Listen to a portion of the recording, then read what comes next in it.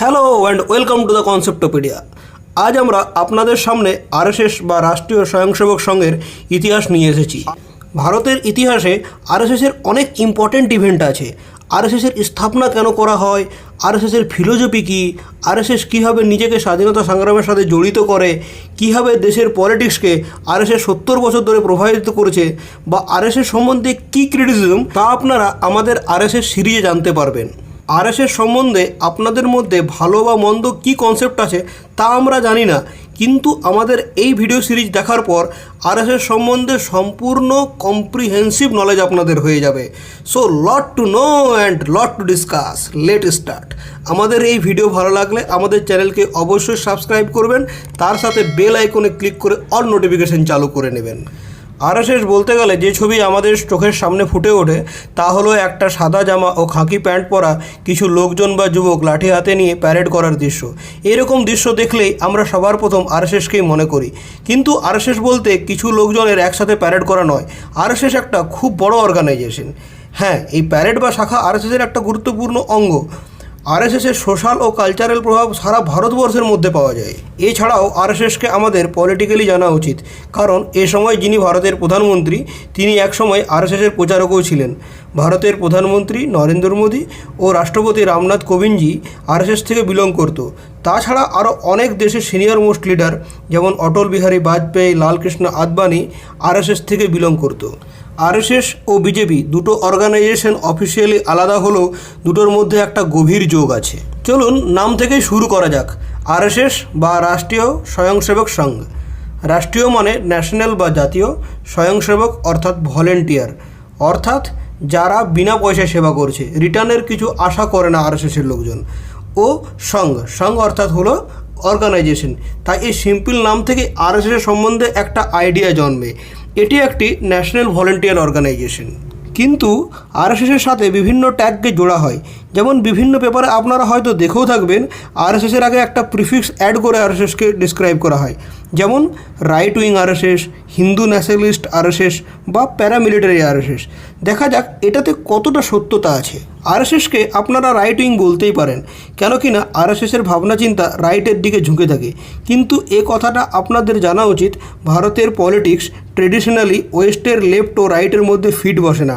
ভারতের মধ্যে সমস্ত পার্টি ইকোনমিক্যালি সোশ্যালিস্ট ভাবনা চিন্তা রাখে। শুধুমাত্র কালচারে কনজারভেশন থাকার জন্য আরএসএসকে রাইট উইং বলা হয়।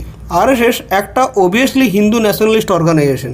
ও 3 নম্বর ট্যাগটা হলো প্যারামিলিটারির। আরএসএসের শাখাতে লাঠি চালানোর ট্রেনিং দেওয়া হয় ও কিছু গোপন ক্যাম্পে হাতিয়ার চালানোও শেখানো হয়, কিন্তু এই সব কথা পাবলিক ডোমেনে খুব একটা আসে না। তাই এটা কেউ বলতে পারে না যে আরএসএস একটা প্যারামিলিটারি অর্গানাইজেশন। শুধুমাত্র মোস্ট লেফট লিবারেল রাইটাররাই আরএসএসকে প্যারামিলিটারি বলে। বিজেপি ভারতের সবচাইতে বড় পলিটিক্যাল অর্গানাইজেশন বা পার্টি, যার প্যারেন্ট অর্গানাইজেশন হলো আরএসএস। কিন্তু এখানে একটা গ্রে এরিয়া রয়েছে বিজেপি ও আরএসএসের মধ্যে। আরএসএস বলে তারা বিজেপিকে ডাইরেক্ট কন্ট্রোল করে না, ও বিজেপিও বলে আমাদের আইডিওলজি আরএসএসের সাথে ম্যাচ করলেও আমাদের কোনো ডিসিশনে আরএসএসের হাত নেই। আরএসএস সারা পৃথিবীর সবচাইতে বড় ভলেন্টারি মিশনারি অর্গানাইজেশন, অর্থাৎ এই অর্গানাইজেশনের কাজ বিনা পয়সা ও ভলেন্টারি বেসিসে করতে হয়। তাহলে আরএসএসের স্ট্যান্ড কোথায়? আরএসএস নিজেদেরকে একটি কালচারাল অর্গানাইজেশন বলে থাকে ও পলিটিক্সের সাথে এদের কোনো হাত নেই বলে দাবি করে। আরএসএসের মেন এজেন্ডা হলো ভারতের হিন্দু সংস্কৃতিকে আগে বাড়ানো। শুধুমাত্র স্বাধীনতার পরই ভারতীয় সংস্কৃতির সৃষ্টি হয়নি, আজ থেকে 1000 বছর আগে ভারতীয় সংস্কৃতির তৈরি। আরএসএস এই সংস্কৃতিকে সমাজের মধ্যে খুব স্পেসিফিকভাবে বললে যুব সমাজের মধ্যে কন্টিনিউ রাখতে চাই। আরএসএস হিন্দু রাষ্ট্রবাদকে সমর্থন করে, তাই আরএসএসের ফিলোসফিকে বলা হয় হিন্দুত্ববাদ। আরএসএস খুব বেশি করে তার মেম্বারদের ফিজিক্যাল ও মেন্টাল ডেডিকেশন ও ডিসিপ্লিনে জোর দেয়। আপনারা ভারতবর্ষের প্রায় প্রতিটি গ্রামে আরএসএসের শাখাকে দেখতে পাবেন। স্পেশালি উত্তর ভারতের প্রতিটি শহরে আরএসএসের শাখা আছে। এই শাখা থেকেই আরএসএস তার ডিসিপ্লিনকে মেনটেন করে। এবারে আসা যাক আরএসএসের ফাউন্ডেশনে। আরএসএসকে প্রতিষ্ঠা করেছিলেন ডক্টর কেশব বলিরাম হেডগেগারজি, যাকে সবাই বেশিরভাগ লোক ডক্টরজি নামেই চেনে। 1925 সালের 27 সেপ্টেম্বর বিজয়া দশমীর দিন নাগপুরে আরএসএসের প্রতিষ্ঠা হয়। হেডগেওয়ার বা ডক্টরজি কংগ্রেসের পার্টি ওয়ার্কার ছিল। তিনি তিলকের সাথে অনেক সত্যাগ্রহও করেন। ইংরেজদের বিরুদ্ধে বিভিন্ন প্রোটেস্টে সামিলও হন। ডক্টরজির ওপর সাভারকরের একটা ইনফ্লুয়েন্স ছিল। 1920 ও 21 সালে যখন দেশে নন কোঅপারেশন মুভমেন্ট চলছিল, আর এই নন কোঅপারেশন মুভমেন্টে গান্ধীজি খিলাফত আন্দোলনকে সাপোর্ট করায় তিনি ভাবেন কংগ্রেস এটি মুসলমানকে সন্তুষ্ট করার জন্য করছে, তাই তিনি এই সময় থেকে নিজেকে কংগ্রেস থেকে আলাদা করে নেন ও অবশেষে 1925 সালের 27 সেপ্টেম্বর শুধুমাত্র 4 জন মিলেই আরএসএসকে তৈরি করে নেন ও সময়ের সাথে সাথে এই অর্গানাইজেশনে বিভিন্ন লোক যোগদান দিতে শুরু করে। 1925 সালে আরএসএসের যখন প্রতিষ্ঠা হয় তখন এটির নাম শুধুমাত্র সংঘ ছিল। 1926 সালে সংঘ থেকে নাম বদল করে রাষ্ট্রীয় স্বয়ংসেবক সংঘ বা আরএসএস করা হয়। চলুন আরএসএসকে আরও ডিপলি বোঝা যাক। কেন আমাদের এই আরএসএস সিরিজ দেখার পর আপনাদের আরএসএস সম্বন্ধে সম্পূর্ণ কনসেপ্ট ক্লিয়ার হতে চলেছে। আপনারা এই নামটা অনেকবার শুনেছেন সংঘ পরিবার, কিন্তু এটা কি? সংঘ পরিবার হলো 35টার বেশি অর্গানাইজেশনের সমূহ যা আরএসএসের আইডিওলজির সাথে যুক্ত আছে। আরএসএসের ছত্রছায়াতেই এইসব অর্গানাইজেশনগুলো তৈরি হয়েছে। আরএসএস হলো একটা আমব্রেলা অর্গানাইজেশন ও এর নিচেই সংঘ পরিবার থাকে। বেশিরভাগ সংঘ পরিবারগুলোকে আরএসএসে তৈরি করেছে, যেমন আরএসএসের কিছু লোক মিলে কৃষক সংগঠন তৈরি করে। অন পেপার এইসব অর্গানাইজেশনগুলো নিজেদেরকে ইন্ডিপেন্ডেন্ট বলে, অর্থাৎ এরা বলে আরএসএসের সাথে এদের কোনো যোগ নেই, কিন্তু আনঅফিসিয়ালি এরা আরএসএসের নিচেই কাজ করে। এই সব অর্গানাইজেশনগুলোর একটা অ্যানুয়াল মিটিং হয় ও সব অর্গানাইজেশন থেকে তাদের লোক এসে কম্প্রিহেন্সিভ একটা অ্যানুয়াল রিপোর্ট আরএসএসের জন্য তৈরি করে। সংঘ পরিবার একটা জিনিসের জন্য খুবই ফেমাস, এরা কখনো 2 বা 3 বছরের জন্য কোনো প্ল্যান করে না। কোনো কিছু ব্যাপারে এদের প্ল্যানিং 20 থেকে 30 বা তার চাইতে বেশি বছরের জন্য হয়। এরা কখনোই দেখে না যে 6 মাস কাজ করলে 1 বছর পর ফল পাওয়া যাবে। এরা সবসময় লং টার্মে ভাবনা চিন্তা করে। সংঘ পরিবারের কিছু ইম্পর্টেন্ট অর্গানাইজেশনকে দেখা যাক। বিজেপি বা ভারতীয় জনতা পার্টি, যা আরএসএসের পলিটিক্যাল উইংস। 2 ভারতীয় কিষাণ সংঘ। 3 ভারতীয় মজদুর সংঘ। 4 সেবা ভারতী, যা মেনলি হলো সোশ্যাল সার্ভিসের জন্য। কোনো জায়গাতে বন্যা হলে সেবা ভারতী মানুষজনকে প্রচুর হেল্প করে। তার সবচাইতে বড় এক্সাম্পল হলো 2018 সালের কেরলের বন্যা। 5 রাষ্ট্রীয় সেবিকা সমিতি, যা মহিলাদের জন্য তৈরি করা হয়েছে। আরএসএসের মেন অর্গানাইজেশনে মহিলা মেম্বার হতে পারে না, তাই এরই জন্য রাষ্ট্রীয় সেবিকা সমিতি আলাদা করে বানানো হয়েছে। এবিভিপি, যা কলেজের ইলেকশনে লড়ে। অনেকেই ভাবে এবিভিপি বিজেপির একটা অর্গানাইজেশন, কিন্তু তা না, এটি আরএসএসের অর্গানাইজেশন। বিএইচপি বা বিশ্ব হিন্দু পরিষদ, 1967 সালে এটিকে বানানো হয় সমস্ত সাধু সন্ত লোকজনকে এক করার জন্য। হিন্দু স্বয়ংসেবক সংঘ, যা আরএসএসের ওভারসিজ উইংস, অর্থাৎ প্রবাসী ভারতীয়দের জন্য। স্বদেশি জিনিস বা দেশের জিনিসের ব্যবহার মানুষকে বোঝানোর জন্য আরএসএসের অর্গানাইজেশন হলো স্বদেশী জাগরণ মঞ্চ। সরস্বতী শিশু মন্দির ও বিদ্যাভারতী হলো আরএসএসের এডুকেশনাল ইনস্টিটিউশন।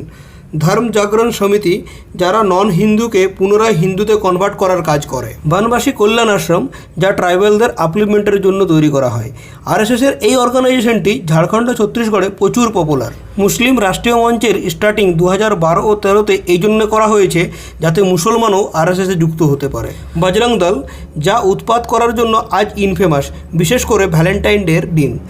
কিন্তু বজরং দল তৈরি করা হয়েছিল 1984 সালে অযোধ্যার মুভমেন্টে যে র্যালি বার হতো তাকে প্রোটেকশন দেওয়ার জন্য। লঘু উদ্যোগ ভারতী, আরএসএসের কুটির শিল্প বা ছোট ইন্ডাস্ট্রির অর্গানাইজেশন। বিশ্ব সংবাদ কেন্দ্র, আরএসএসের কমিউনিকেশন উইংস। তাছাড়াও ভারতীয় বিচার কেন্দ্র ও বিবেকানন্দ কেন্দ্র আরএসএসের থিঙ্ক ট্যাঙ্ক। এবারে আসা যাক আরএসএসের অর্গানাইজেশন স্ট্রাকচারে, অর্থাৎ আরএসএস কীভাবে কাজ করে। এখানে অনেক কনফিউশন আছে, কেন আরএসএস নিজের থেকে কখনো বলে না যে তারা কাজ কীভাবে করে। আরএসএসে কোনো ভোট হয় না হেড পোস্টকে চুজ করার জন্য। সরসংচালক আরএসএসের হেড পোস্ট। সরসংচালক এর সিলেকশন এর আগের সরসংচালক করে দিয়ে যায়, যেখানে ডাইরেক্ট নমিনেশন হয়। সবার প্রথম সরসংচালক ছিলেন কেবি হেডগাগার, তারপর লক্ষ্মণ বামন পাঞ্জাপে, এরপর হয় এমএস বুলবঙ্কর, এমডি ডোরাস, রাজেন্দর সিং, কে সুন্দরসান ও এখন সরসংচালক মোহন ভগবত। এই ফটোতে ইনি হলেন হেডগেগার বা ডক্টরজি। ইনি এমএস গোলগাঙ্কর, যাকে গুরুজিও বলা হয়, আর ইনি হলেন এক্সিস্টিং সরসংচালক মোহন ভগবত।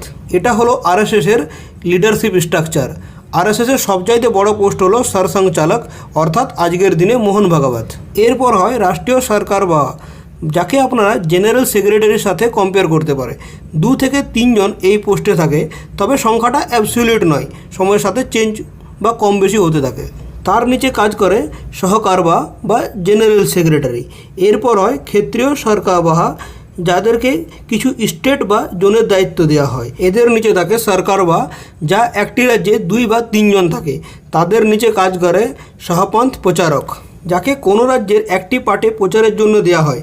যেমন ওয়েস্ট বেঙ্গলের এক্সাম্পল নিলে লালমাটির এলাকাতে একজন সহপন্থ প্রচারক থাকবে। এরপর আসে প্রান্ত প্রচারক, যাদেরকে শুধুমাত্র কিছুগুলো শহর দেওয়া হয় প্রচারের জন্য। সহপ্রান্ত প্রচারক ও প্রান্ত প্রচারক আরএসএসের মেন ব্যাকবোন। এরা গ্রাউন্ড ওয়ার্কার ও টপ মোস্ট লিডারশিপের মধ্যে সমন্বয় সাধন করে। মহানগর কারবা হলো একটি শহরের হেড। প্রান্ত প্রচারক বা প্রচারক আরএসএসের সবচাইতে ইম্পর্টেন্ট পোস্ট। এরা লাইফ লং আরএসএসের ফুট সোলজার। আরএসএসে প্রায় 2500 পার্মানেন্ট প্রচারক আছে, যাদের না কোনো ঘর পরিবার আছে বা বিয়ে থা করেছে। এদেরকে ব্যাচেলর হওয়া খুবই জরুরি, কেন কি না এদের যেন কোনো ফ্যামিলি লাইফের টেনশন না থাকে। পুরো জীবনটাই আরএসএসকে ডিভোট করে দিতে হয় এদেরকে। যত বড় বড় লিডারের আপনারা নাম শুনে থাকবেন, যেমন অটল বিহারী বাজপেয়ী, নরেন্দ্র মোদী, এরা সবাই আরএসএসের প্রচারক ছিল। খুবই রেয়ার কেসে আরএসএস বিয়ে করা লোককে প্রচারক করে। বিভিন্ন প্রান্ত প্রচারককে অনেক সময় আরএসএসের অ্যালাইড অর্গানাইজেশনে পাঠানো হয় বিভিন্ন কাজ করার জন্য। যেমন বিজেপির প্রচার করার জন্য বিভিন্ন রাজ্যে আরএসএস তার লোককে পাঠায়। আরএসএসের কোনো ফর্মাল মেম্বারশিপ হয় না। যেমন কেউ আরএসএস জয়েন করলে তাকে আইডেন্টিটি কার্ড দেওয়া হয় না। সকাল সন্ধে আরএসএসের শাখাতে যদি কেউ যায় তবে তাকে আরএসএসের মেম্বার বলে মানা হয়। অনেকক্ষণ ধরে আপনাদেরকে আমরা শাখার কথা বলছি, কিন্তু শাখাটা কি? প্রতিদিন সকাল ও সন্ধেবেলাতে আরএসএসের ফিলোসফির সাথে আইডিয়া ম্যাচ করে সেই রকম লোকজন যেখানে জড়ো হয় তাকে শাখা বলে। শাখা আরএসএসের মোস্ট প্রমিনেন্ট ভিজিবল অর্গানাইজেশন। উত্তর ভারতের প্রতিটি শহর বা গ্রামে অবশ্যই আপনারা আরএসএসের একটি শাখা দেখতে পাবেন। দক্ষিণ ভারত বা পূর্ব ভারত থেকে যদি আপনারা বিলং করেন তাহলে শাখা নাও দেখতে পারেন। ভারতের লেটেস্ট কত শাখা আছে তার এক্স্যাক্ট ডাটা আমাদের কাছে নেই, তবে 2018 ও 2019 সালে যে ডেটা পেয়েছি সেটাই আপনাদের আমরা জানাচ্ছি। 2018 সালে শাখার সংখ্যা ছিল 58,900, যা 2019 সালে বেড়ে গিয়ে দাঁড়ায় 59,300-র কাছাকাছি। এই শাখাগুলো ডেলি বেসিসে হয়। তাছাড়া 17,000 সাপ্তাহিক শাখা, 8,000 মান্থলি শাখা হয়। এইসব শাখাগুলো ভারতবর্ষের 37,011টি জায়গাতে রান করছে। আরএসএসের সাথে 60 থেকে 80 লক্ষ লোক এই শাখাতে যুক্ত আছে। শাখাতে কি হয়? যদি কোনো বাচ্চা শাখাকে অ্যাটেন্ড করে তবে তাদেরকে বিভিন্ন ধরনের শারীরিক খেলাধুলা করানো হয় ও ন্যাশনালিজম ও হিন্দুত্বের ওপর গল্প শোনানো হয়। অ্যাডাল্ট জয়েন করলে তাদেরকে ডিসিপ্লিনের ওপর জোর দেওয়া হয়, যেমন ফিজিক্যাল এক্সারসাইজ ও আরএসএসের পেয়ার করানো হয়। কিছুদিন আগে পর্যন্ত আরএসএসের ড্রেস কোড ছিল সাদা জামা ও খাকি হাফ প্যান্ট, কিন্তু 2016 সালে এই হাফ প্যান্টকে চেঞ্জ করে ফুল প্যান্টে পরিবর্তিত করা হয়েছে। তাছাড়াও শাখাতে ওয়েপেনের ট্রেনিং দেওয়া হয়। ওয়েপেন বলতে বেসিক্যালি লাঠিকে হাতিয়ার হিসাবে ব্যবহার করতে শেখানো হয়, কিন্তু আরএসএসের ওপর এই আরোপটা লাগানো হয় যে কিছু গোপন শাখাতে এরা অন্য সব হাতিয়ারের ট্রেনিং দেয়, কিন্তু পাবলিক ডোমেনে এরকম কোনো ইনফরমেশন পাওয়া যায় না। আমরা আগেই বলেছি আরএসএসের স্থাপনা হয় 1925 সালে নাগপুরে, তাই আজও আরএসএসের হেডকোয়ার্টার নাগপুরেই আছে। আরএসএসকে খুব ভালোভাবে জানতে হলে আমাদের এটা জানা উচিত আরএসএসের মেন এজেন্ডাটা কী। আরএসএসের মেন লক্ষ্য হলো independence and protection of Hindus political culture and religious interest, অর্থাৎ হিন্দুদের প্রোটেকশনেই হচ্ছে আরএসএসের মূল এজেন্ডা। স্থাপনা হওয়ার 5 বছর পর পর্যন্ত আরএসএসের বেস শুধুমাত্র মহারাষ্ট্রতেই ছিল। 1930 সালের পর আরএসএস নর্থ ইন্ডিয়াতে বাড়তে শুরু করে, কারণ এই সময় পণ্ডিত মদন মোহন মালবিয়া আরএসএসকে বেনারস হিন্দু ইউনিভার্সিটি বা বিএইচইউতে তার অফিস করতে জায়গা দেয়। আর এইটার সুযোগ আরএসএস খুব ভালোভাবে লাগায় ও এই ইউনিভার্সিটি থেকে প্রচুর শাখার বিস্তার হয় পুরো উত্তর ভারতে। আরএসএসের স্থাপক হেডগেগর খুবই বুদ্ধির সাথে আরএসএসকে চালনা করে 1930-এর দশকে, কারণ এ সময় ভারত ব্রিটিশদের অধীনে ছিল। আরএসএসকে অ্যান্টি ব্রিটিশ ক্যাম্পেন ও পলিটিক্যাল পার্টির থেকে তিনি অনেক দূরে রাখে। এখানে হেডগেগর খুবই চালাকি দেখায়, যেমন নুন সত্যাগ্রহ বা ডান্ডি মার্চে নিজে পার্সোনালি যোগ দিলেও বলে আরএসএস এই প্রোটেস্টের পার্ট নয়। কাউকে প্রোটেস্ট করতে হলে ইন্ডিভিজুয়াল ক্যাপাসিটিতে তা করতে হবে। আরএসএসের ব্যানারের নিচে কোনো প্রোটেস্ট করা চলবে না। তাই 1925 থেকে 1947 সাল পর্যন্ত ইংরেজরা কখনোই আরএসএসকে ব্যান করেনি। হেডগেকর নিজে কংগ্রেসের মেম্বার ছিল, এমনকি সিভিল ডিসওবিডিয়েন্স মুভমেন্টের জন্য তাকে জেল পর্যন্ত যেতে হয়েছিল। তা সত্ত্বেও আরএসএস কখনো অ্যাক্টিভলি ভারতের স্বাধীনতা সংগ্রামে যোগ দেয়নি। 1942 সালের কুইট ইন্ডিয়া মুভমেন্টও এই জিনিস সেম হয়। ওয়ালবাঙ্কর বা গুরুজি বলে আরএসএস কুইট ইন্ডিয়া মুভমেন্টে ভাগ নেবে না। পার্টিশনের সময় আরএসএস হিন্দু রিফিউজি যারা পাকিস্তান থেকে ভারতে এসেছিল তাদের প্রচুর হেল্প করে। তাদের থাকার জায়গা থেকে শুরু করে খাবার পর্যন্ত দিয়ে আরএসএস সাহায্য করে।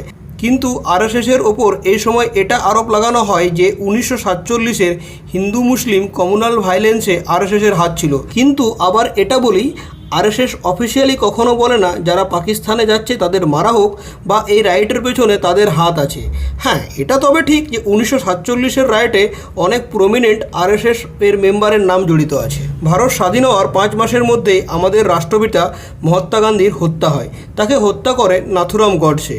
নাথুরাম গডসে আরএসএসের মেম্বার ছিল। হ্যাঁ, এখানে একটা কন্ট্রোভার্সি আছে। কেউ বলে হত্যার সময় নাথুরাম গডসে আরএসএসের অ্যাক্টিভ মেম্বার ছিল, কিন্তু আরএসএস এখানে বলে নাথুরাম গডসে কোনো এক সময় আরএসএস শাখাতে আসতো, কিন্তু মহাত্মা গান্ধীর মৃত্যুর সময় তার সঙ্গে আরএসএসের কোনো সম্পর্ক ছিল না। কিন্তু এরপর একটা পারসেপশন হয় যে আরএসএসেরই নাথুরাম গডসে গান্ধীজিকে হত্যা করেছে ও এর পেছনে আরএসএসের অনেক লিডারের হাত আছে। গান্ধীজির হত্যার 4 দিন পরেই 4 ফেব্রুয়ারি 1948-এ আরএসএসকে ব্যান করে দেওয়া হয়। স্বাধীন ভারতে আরএসএসের এটা প্রথম ব্যান। আরএসএসকে এখন পর্যন্ত 3 বার ব্যান করা হয়েছে। বেশিরভাগ আরএসএসের লিডারকে অ্যারেস্ট করা হয়, এমনকি ওয়ালবাঙ্করকেও কিছুদিন পর্যন্ত জেলে পাঠানো হয় ও তারপর নাগপুরের হাউস অ্যারেস্ট করে রাখা হয় তাকে।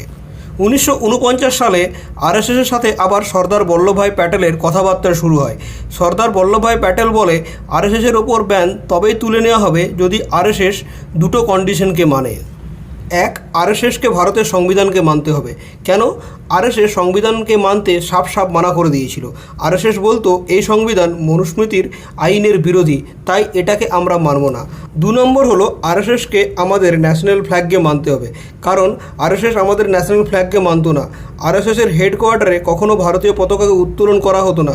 শুধুমাত্র 2 বার, এক 1947 সালের 15ই আগস্ট ও 1950 সালের 26শে জানুয়ারি তারা ভারতের ফ্ল্যাগকে উত্তোলন করে। এই দুটো আরএসএসকে মানতে হবে সর্দার বল্লভভাই প্যাটেলের ডিমান্ড ছিল।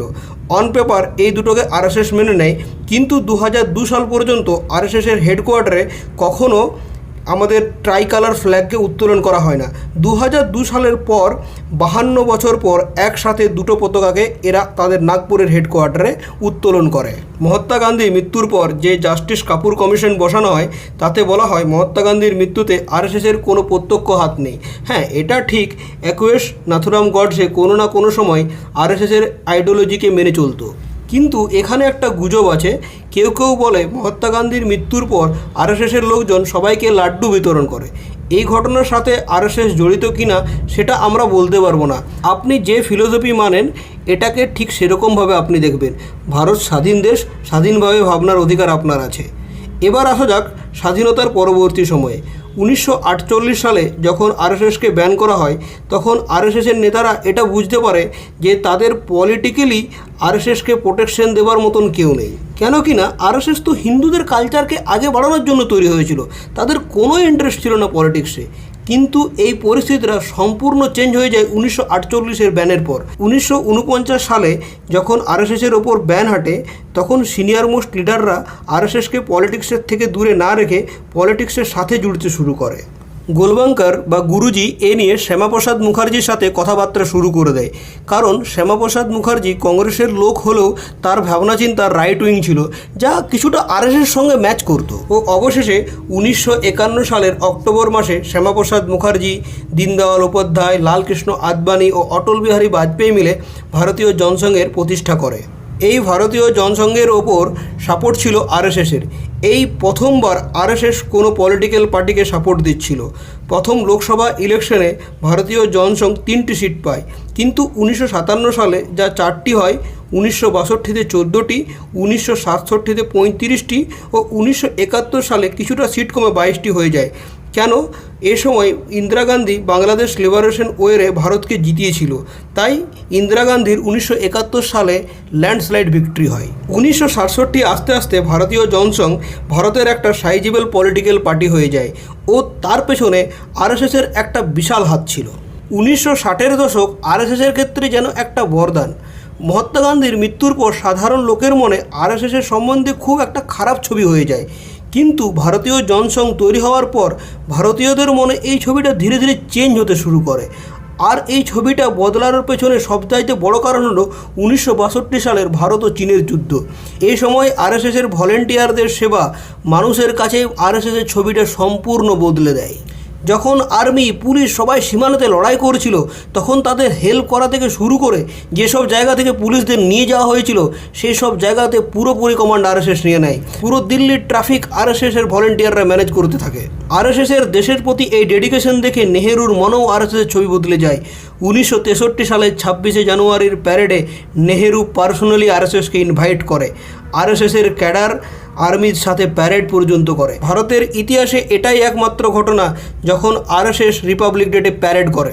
1964 সালে বিশ্ব হিন্দু পরিষদ বা বিএইচপির গঠন হয় সব হিন্দু সাধু সন্তকে একটি প্ল্যাটফর্মে নিয়ে আসার জন্য, যাতে করে হিন্দু ধর্মকে সারা পৃথিবীতে ছড়াতে সুবিধা হবে। 1970-এর দশকে এলাহাবাদ হাইকোর্ট রাজনারায়ণ কেসে ইন্দিরা গান্ধীর এগেনস্টে ফয়সালা দেয়। এর ফলে প্রধানমন্ত্রীর আসন চলে যাওয়ার ভয়েতে 25শে জুন 1975 সালে ইন্দিরা গান্ধী দেশে ইমার্জেন্সি ডিক্লেয়ার করে দেয়। ইমার্জেন্সি লাগু হওয়ার কিছুদিনের মধ্যেই 4 জুলাই 1975 সালে আরএসএসকে দ্বিতীয়বারের জন্য ব্যান করে দেওয়া হয়। কিন্তু আরএসএসকে ব্যান করার পেছনে ইন্দিরা গান্ধীর কারণটা কী ছিল? এর মেন কারণ হলো আরএসএস জেপি মুভমেন্টে জয়প্রকাশ নারায়ণের সাথ দিয়েছিল, তাই ইন্দিরা গান্ধী আরএসএসকে ব্যান করে দেয়। ভারতীয় জনসংঘের বেশিরভাগ লিডারকেই জেলে পাঠানো হয়, আর যারা জেলে যায় না তারা আন্ডারগ্রাউন্ড হয়ে যায়। আরএসএসের এই নেতারা আন্ডারগ্রাউন্ড হয়ে ইমার্জেন্সির বিরুদ্ধে আওয়াজ ওঠায়। 1977 সালে ইমার্জেন্সি হাঁটানোর পর লোকসভা যে ইলেকশন হয় তাতে ভারতীয় জনসংঘ সমস্ত অপোজিশনের সাথে মার্জ হয়ে যায়। আর এখানেই তৈরি হয় জনতা পার্টি, যারা এই ইলেকশনে জিতে পাওয়ারে আসে। 1979-80 সালে জনতা পার্টিতে একটা প্রবলেম আসতে শুরু করে, কারণ সরকারের কোলিশনটা ঠিকঠাক ছিল না। বিভিন্ন পার্টি এটা বলতে থাকে এই সরকারের এমন অনেক মন্ত্রী আছে যারা আরএসএসের হয়ে কাজ করে, যেমন অটল বিহারী বাজপেয়ী।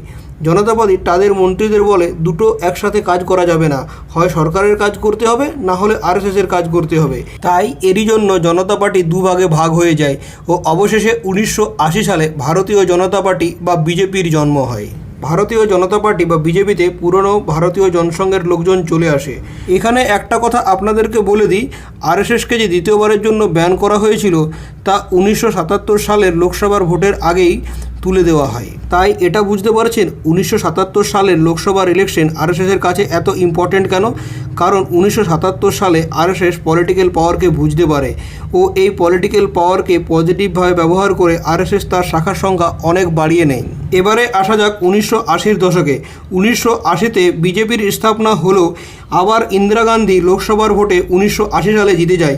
কিন্তু এই সময় থেকে বিশ্ব হিন্দু পরিষদ বা বিএইচপি অযোধ্যার রাম জন্মভূমির ইস্যুকে খুব জোর আওয়াজের সাথে মানুষের সামনে আনতে শুরু করে। অযোধ্যার রাম জন্মভূমির ইস্যু নিয়ে অলরেডি কোর্টে কেস চলছিল, কিন্তু বিএইচপি বলতে শুরু করে এটিকে আমরা পলিটিক্যালি আগে নিয়ে যাব। বিএইচপিকে আরএসএস সাপোর্ট করত, কিন্তু আরএসএস কখনোই নিজে অযোধ্যার রাম জন্মভূমির ইস্যুকে ওঠাতে চায়নি। 1986 সালের পর বিজেপিও এই ইস্যুটাতে বিএইচপিকে বা বিশ্ব হিন্দু পরিষদকে ওপেন সাপোর্ট করতে শুরু করে দেয়। এখানে একটা জিনিস আপনারা জানুন যে সে সময় আরএসএসের কন্ট্রোল শুধুমাত্র বিজেপির ওপরেই ছিল না, আরএসএসের গ্রাউন্ড লেভেলে এতটাই কন্ট্রোল ছিল যে কংগ্রেসেতেও আরএসএসের প্রভাব ছিল। এর সবচাইতে বড় এক্সাম্পল হলো 1986 সালে রাম জন্মভূমির মন্দিরের গেটের তালা খুলে দেওয়া হয় রাজীব গান্ধীর গভর্নমেন্টের অনুমতিতে, এমনকি এটিকে দূরদর্শনে লাইভ টেলিকাস্ট করা হয়। 1989 সালে অযোধ্যাতে শিলাপূজাও করা হয়। কংগ্রেস এটাতে সহমত না থাকলে শিলাপূজা করা সম্ভব কখনোই হতো না অযোধ্যাতে। রাম জন্মভূমির ইস্যু বা মুদ্দাকে ওঠানোর জন্য বিজেপির অনেক লাভ হয়। কেন? 1984 সালে বিজেপি খালি 2খানা সিট জিতেছিল, সেখানে 1989 সালে 85টি সিট বিজেপির হাতে আসে। এরপর 1991 সালে যখন রাম জন্মভূমির বিবাদ চরম কন্ডিশনে ছিল, তখন বিজেপি 120টি সিট পায়। বাবরি মসজিদ ভাঙার 4 বছর পর বিজেপির এই সিট সংখ্যাটাই বেড়ে গিয়ে 161 হয়। 1998 সালে 182টি সিটে সরকার বিজেপির হয়ে যায় ও 1999 সালে এগেন 182টি সিট ও 2004 সালে 138টি সিট বিজেপি পায়। 2004 সালে বিজেপির সরকার না হওয়ার পেছনে কারণ ছিল আরএসএস অটল বিহারী বাজপেয়ীর গভর্নমেন্টকে আর সাপোর্ট করছিল না। এ কথাটা বলা ঠিক হবে না যে 2004 সালে আরএসএস বিজেপি বা অটল বিহারী বাজপেয়ীর এগেনস্টে চলে গেছিল। হ্যাঁ, তবে যতটা কাজ আরএসএসের বিজেপির জন্য করা উচিত ছিল তা আরএসএস কিছুই করেনি। 2009 সালে বিজেপির সিট সংখ্যা আরও কমে গিয়ে দাঁড়ায় 116টিতে। এখানেও বলা হয় এটি বিজেপি ও আরএসএসের মধ্যে কনফ্লিক্টের জন্যই হয়েছে। কিন্তু 2014 সালে 282টি সিটের সাথে বিজেপির বহুমতের সরকার কোনো না কোনোভাবে রাম জন্মভূমির ইস্যুর সাথে জড়িত। এটা হলো 6 ডিসেম্বর 1992-এর বাবরি মসজিদ ভাঙার ছবি। মন্দির ভাঙার সময় বিএচপি, বিজেপি ও আরএসএসের মেম্বাররা এখানে জমায়েত ছিল। এমনকি এখানে একদিন আগে লালকৃষ্ণ আদবানি, অটল বিহারী বাজপেয়ী বক্তৃতা পর্যন্ত দিয়েছিল। বাবরি মসজিদ ভাঙার পরেই আরএসএসকে আবার ব্যান করা হয়। এটা আরএসএসের 3 নম্বর বার ব্যান। কিন্তু ইনভেস্টিগেশনের পর 1993-এ আবার এই ব্যানকে হটিয়ে দেওয়া হয়। কেন কি না লিগেলি বা ডাইরেক্টলি আরএসএস বাবরি মসজিদ ভাঙার পেছনে ইনভলভ ছিল না। এবারে আসা যাক 1990-এর দশকে। 90-এর দশকে বিজেপি কোয়ালিশন পলিটিক্সকে বুঝতে শুরু করে। ভোটেতে সন্তোষজনক সিট বিজেপি পেয়ে যেত, কিন্তু সরকার বানাতে সক্ষম হতো না। এই দশকে কোয়ালিশনে বিজেপি গভর্নমেন্ট তৈরি করলেও এনডিএর শরিক দল বিজেপিকে আরএসএস থেকে দূরে থাকতে বলে। 2004 সালে বিজেপির হেরে যাওয়ার পেছনে এটাই একটা সবচাইতে বড় কারণ। আরএসএস ও বিজেপির মধ্যে যে সম্পর্কে ভাঙন দেখা দেয়, তারই জন্য অটল বিহারী বাজপেয়ী দ্বিতীয়বারের জন্য প্রধানমন্ত্রী হতে পারেনি। 2014 সাল আস্তে আস্তে আরএসএস ও বিজেপির মধ্যে যে সম্পর্কে ভাঙন দেখা দিয়েছিল তা নরেন্দ্র মোদীর নেতৃত্বে আবার জোড়া লাগতে শুরু করে ও আরএসএস বিজেপিকে ভরপুর সমর্থন করে। তারই ফলে 2014-তে বিজেপি নিজে একাই সংখ্যাগরিষ্ঠ হয়ে সরকার গড়ে। এনডিএ সরকার 2019-তে নামমাত্র হলেও বিজেপির একাই বহুমত থাকায় বিজেপি ও আরএসএসের রিলেশন খুব ভালো হয়ে যায়। এছাড়াও বিশ্ব হিন্দু পরিষদ বা বিএচপি এতদিনের যে ডিমান্ড রাম জন্মভূমি ছিল তাও বিজেপি পূর্ণ করে দিয়েছে 2019 সালে। এবারে আসা যাক আরএসএসের ফিলোসফিতে। আরএসএসের ফিলোসফিকে আমরা তাদের বড় বড় নেতারা যে আরএসএসের উইকলি ম্যাগাজিন আসে তাতে যা লেখে তার থেকে বুঝতে পারি। তাছাড়া আরএসএসের প্রকাশিত বই আমাদের আরএসএসের ফিলোসফিকে বুঝতে অনেক সাহায্য করে। আরএসএসের ফিলোসফিকে আমরা মোটামুটি 4টি মেজর ক্যাটাগরি বা টপিকে ডিভাইড করতে পারি। আরএসএসের 1 নম্বর ফিলোসফি হচ্ছে অখণ্ড ভারত, অর্থাৎ আরএসএস এটা মানে যে ভারত, বাংলাদেশ, পাকিস্তান, আফগানিস্তান সব অখণ্ড ভারতের অংশ। আজ থেকে 1000 বছর আগে ভারত যেমন ছিল ঠিক তেমনি আবার হওয়া উচিত। 2 নম্বর হলো ইন্টিগ্রাল হিউম্যানিজম, যা দীনদয়াল উপাধ্যায় দিয়েছিল, অর্থাৎ ধর্মের চাইতে মানুষকে বেশি করে ফোকাস করতে হবে বা গ্রামীণ বিকাশ ও সোশ্যাল ডেভেলপমেন্ট হলো এর মূল কথা। তিনি আরও বলেন আমাদের ফিলোসফি ও ওয়েস্টের ফিলোসফির মধ্যে কিছু ভালো মন্দ আছে, যার থেকে শুধুমাত্র ভালোটা নিয়ে একটা কম্প্রিহেন্সিভ আমাদের ফিলোসফি তৈরি করতে হবে যা মানুষের ভালো করবে। এই ফিলোসফিটাই হচ্ছে ইন্টিগ্রাল হিউম্যানিজম। আরএসএসকে যদি স্পেশালি বলা হয় তারা কোন ফিলোসফিকে মানে, তাদের ফিলোসফি হলো দীনদয়াল উপাধ্যায়ের দেওয়া ইন্টিগ্রাল হিউম্যানিজম। 3 নম্বর হলো হিন্দুত্ববাদ, অর্থাৎ হিন্দু ধর্মকে সর্বোচ্চ মানা। ভারতে যারাই থাকে তারাই হলো হিন্দু, এটা আরএসএস বলে। 4 নম্বর হলো হিন্দু রাষ্ট্র, অর্থাৎ অখণ্ড ভারতকে হিন্দু রাষ্ট্রে পরিণত করতে হবে। এবারে আসা যাক আরএসএসের কিছু ক্যারেক্টারিস্টিকে। 1 নম্বর হলো পথ সঞ্চালন, যা আরএসএসের প্যারেড বা মার্চ।